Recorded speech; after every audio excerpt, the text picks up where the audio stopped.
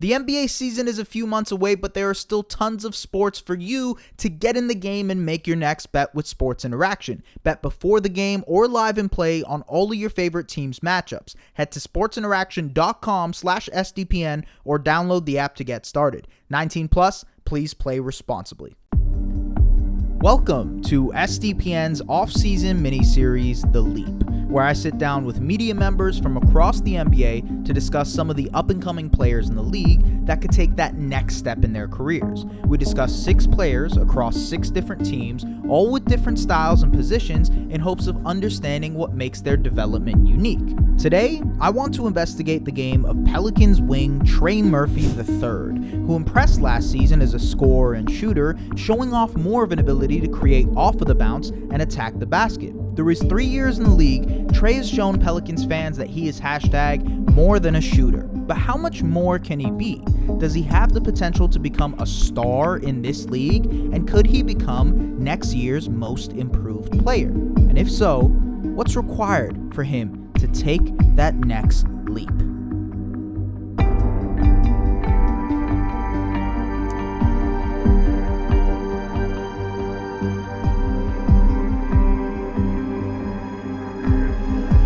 All right, what's going on, everybody? Welcome back to The Leap, my off-season series dissecting and discussing some of the players in the NBA that I think could take that next step in their careers in the 2023-2024 season. Here, joined by Shamit Dua, who is everything Pelicans related. You are one of the main guys I go to immediately, you and Mason.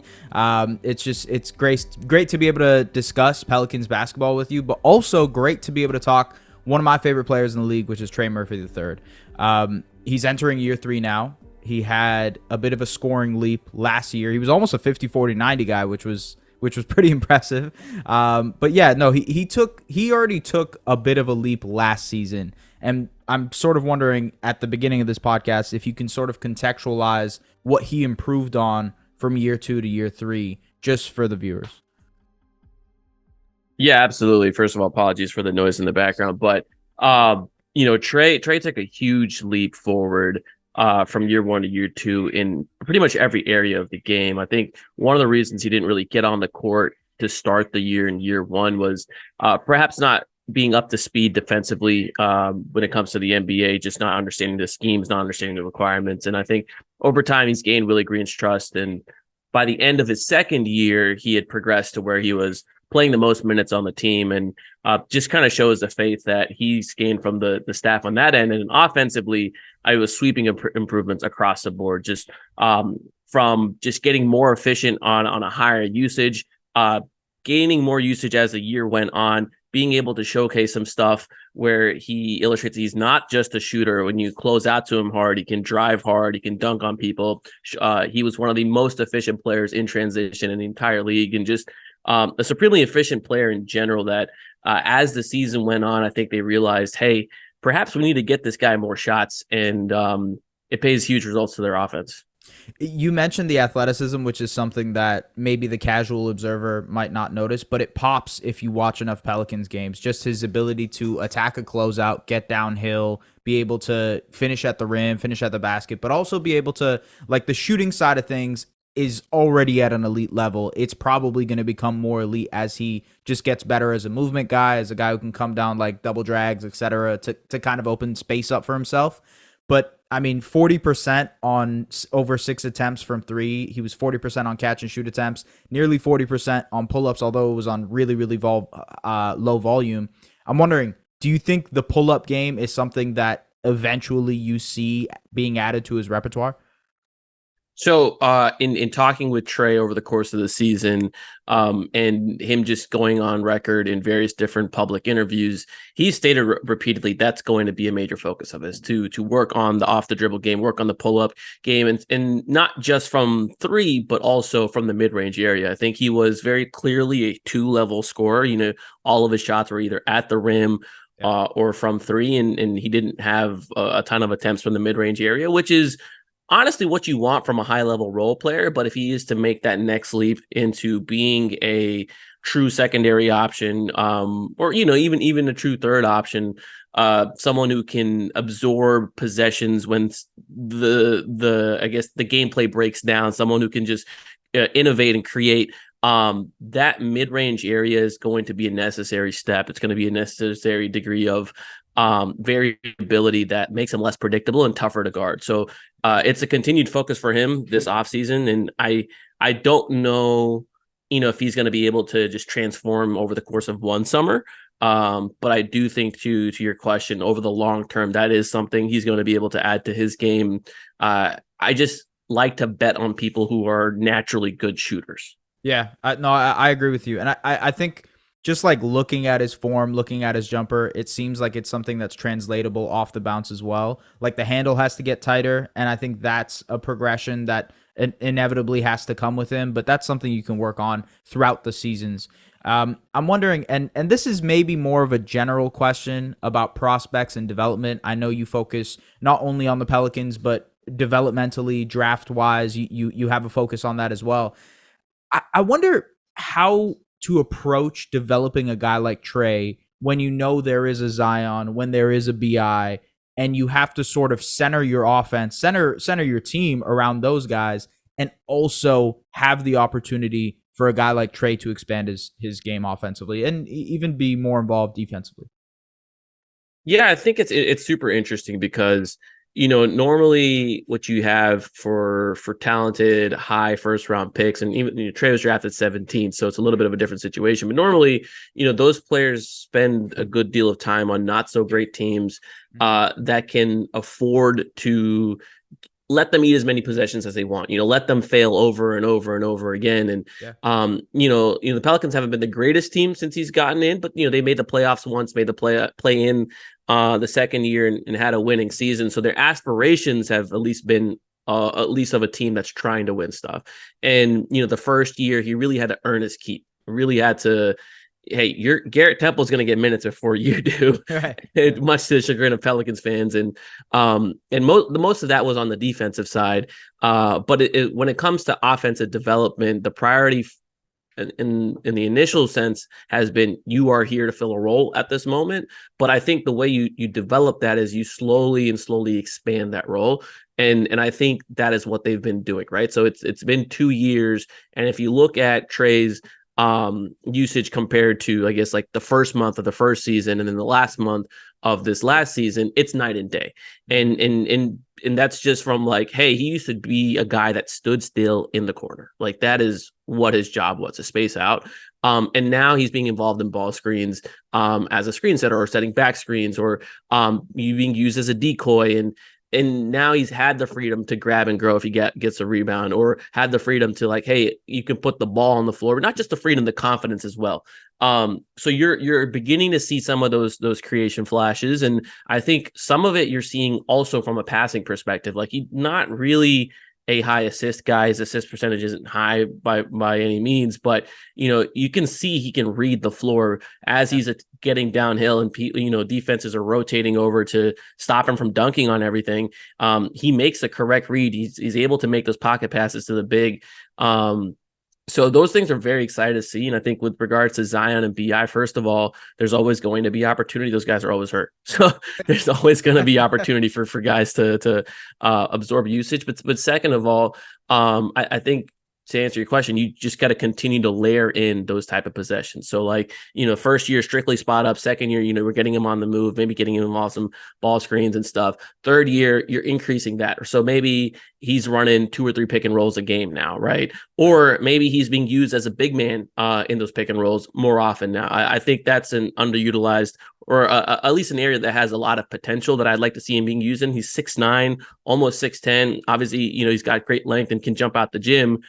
He's about the size of John Collins, right? If not already bigger. And so, like, if John Collins can be used as a big man, why not try to get Trey going in those kind of actions? I think the Utah Jazz had a lot of success using Lauri Markkanen as someone that gets downhill, but also leveraging the threat of his shot and his desire to get up a lot of shots from three. And I think if you start incorporating all of that, all of a sudden you have a guy on your hands that is a very complete player, but it's going to take time for sure. Yeah, it's funny you mentioned his size. When I was in Vegas, I saw him and Scotty hanging out, and Scotty is a deceptively tall and like big player, and Trey was right there with him, height wise, like shoulder wise, like he's a big dude. Even though like he's a little bit scrawny, like he's skinnier. It seems like he has a lot of length and size to him that can work well.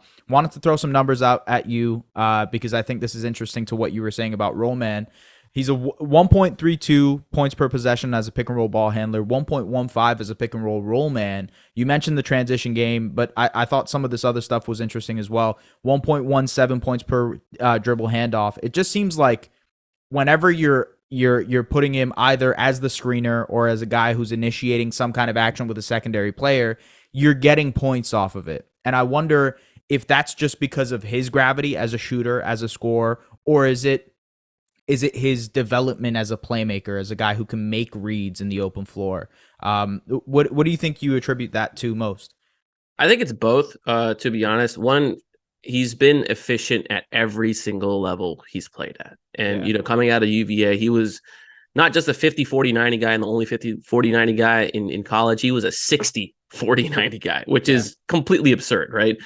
He came into summer league his first year. Normally rookies struggle. This year, you have your efficient shooters, Jordan Hawkins, Grady Dick, Ben Shepherd. A lot of these guys known for their shooting. Brendan Pajemski, they shot like 25% from three, like collectively. Those guys didn't do it. Trey came in, he shot lights out. He was efficient from every area. Second year, he played summer league. He was once again efficient. So efficiency's just kind of been who he is, regardless of how people have used him. But I do think one thing he struggled with, at least as a rookie, was he was very much not strong enough. And you saw it at the rim, you saw it in his finishing. And his second year, he's taken a step forward, and all of a sudden, he's an extremely high level finisher at the rim, and he's finishing through contact. He's not afraid to go dunk on people. And you brought up his efficiency in various different play actions, and I think one of the things that I personally clamored for as the season went on is like, hey, this is a guy that is 65 to 70% true shooting on any given night. You're getting about 1.2 1.3 points per possession out of any possession that he uses. We need to find out what the threshold is where his efficiency actually dips, right? Because as the season went on, his usage increased, the amount of possessions he was allotted increased, and his efficiency didn't dip at all. So I think you're doing yourself a disservice by not finding out what that threshold is and what that limit is and trying to optimize it. Because, at the end of the day, each team has a finite number of offensive possessions that they're going to play in. If you're giving a great deal of offensive possessions to efficient players, you're going to have a great offense. I think that's pretty rudimentary, and I think the Pelicans should be exploring that. Yeah, no, I think that's interesting. And I think that's why a lot of people, when you hear it on podcasts, you hear people really being high on Trey Murphy, not just as a role player, as a guy who can be like a 3-and-D type, but also a guy with some star upside. We talked about some of the creation juice, some of the on the ball game that he might be able to tap into next season. But where do you see his eventual star upside being? And I mean, do you think that is something that's attainable? Throughout this series, I'm talking about multiple different guys. There's Jalen Suggs and Precious Achua and Devin Vassell and, Josh Green, Jonathan Kuminga, just like different types of players. Trey, to me, it seems like it's the most tangible, most expected outcome of all those guys I just mentioned, for him to end up being a quote unquote star. How do you kind of think of that? Where do you sit on him actually reaching that ceiling or potential of his?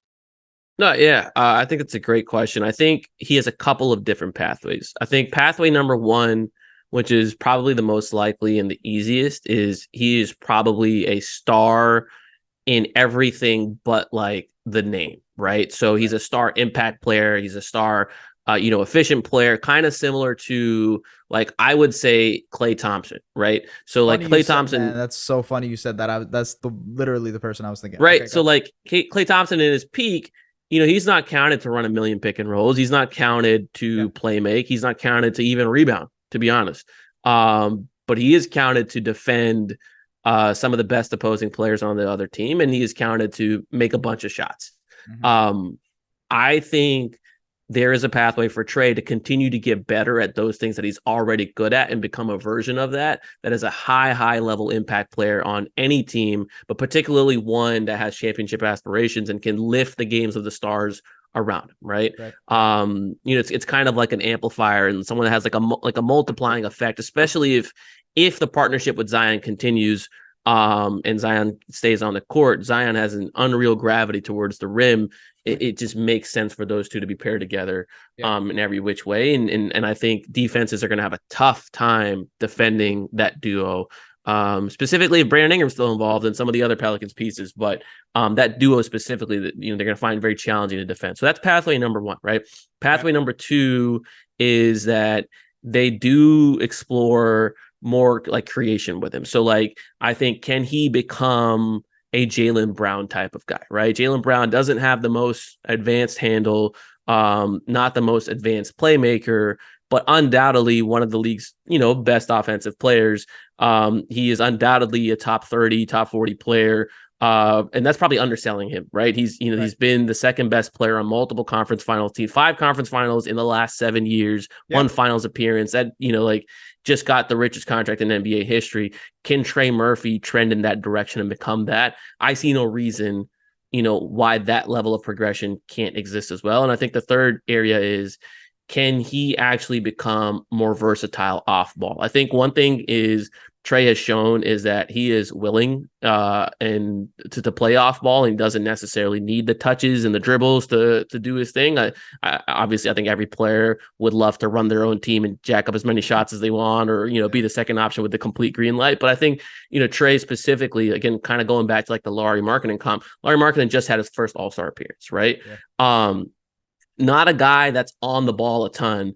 But the Jazz use him in such creative and innovative ways where they leverage his size, his athleticism, his ability to play both a perimeter-oriented style, but also an interior finishing style. I'm not saying he's like a post-up guy, but like, again, going downhill finishing as a roll man, as a cutter, as a whatever it is, off of stampede cuts off the wing.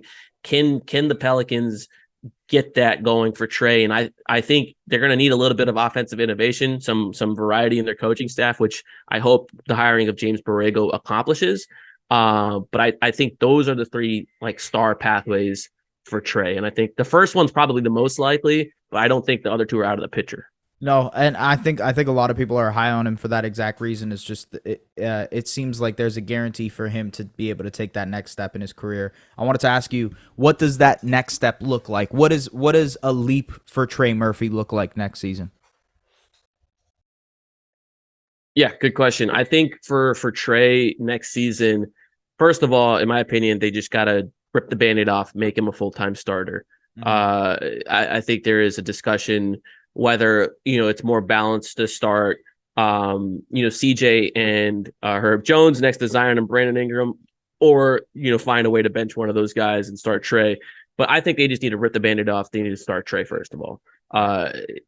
Reason being, you got to maximize the number of minutes him and Zion spend on the floor together. The best way to do that is they just start together. So that's step number one. Step number two is, I think, like as I mentioned earlier, you continue to bump his usage up and you find out what that threshold is. So if he's given that requisite usage and he solidifies himself as the clear third option behind Zion and BI, and the second option really when those guys are either hurt or in staggered lineups, those things are going to be what leads to the quote unquote leap, because I don't think it's a matter of talent necessarily. I think it's a matter of just getting him enough shots. Even if he remains like the same skill set he was this past year, which I have no reason to believe he's not going to improve his skill set. But even if he remains that skill set, you take him from like 10 shots a game to 15 shots a game, all of a sudden you're talking about a guy that's scoring 22, 23 a game. And all of that's criteria for most improved, right? Whereas like realistically, he may have always had that capability. It's just about opportunity and getting the possessions. But really, I think that's what it's going to come down to, is trust from the coaching staff that this is your most efficient player on the team by far, except for maybe Zion when he's healthy, right? Zion's just a different animal, different breed. But outside of Zion, there's no one that comes close to this kind of efficiency. If you want to be a good offense, you maximize the amount of touches that efficiency gets. Trey is going to be phenomenally interesting. Like I'm captivated by the Pelicans in general. I think a lot of the league is captivated by how they're supposed to look, especially the health obviously is going to be a huge factor when it comes to Zion and BI. But even outside of those guys, Herb, you mentioned, Trey, I think Dyson Daniels has shown promise to be an interesting player. There's just a lot to be, I guess, looking forward to, if you will, when it comes to the Pelicans, in my opinion. Shamit, anything you want to kind of say, anything you want to plug, anything you got going on before we head out? Yeah, no, I appreciate the time. I write about the Pelicans. I've started my Substack regarding it, so you guys can check it out at intheknow.substack.com. We'll definitely be talking a lot of Trey and a lot of other stuff regarding the Pelicans, but I think you're right. Everyone's just kind of waiting and seeing when this team is going to get healthy. They have the pieces. It's just a matter of, can they keep them on the court? Yeah, I know. It's hard that's the only hurdle really left to see here, but we'll see. We'll see what happens, ladies and gentlemen. For everybody who's been tapping in, definitely go ahead and check out Shamit's work. It is incredible, really, really great stuff. Just on a league-wide basis as well, you do some great work, and obviously covering the Pelicans. Thank you everybody who has tapped in for listening to this episode of The Leap. We got some more stuff coming your way, and tap into the Objective Basketball Podcast whenever you get a chance. Appreciate you guys. Peace.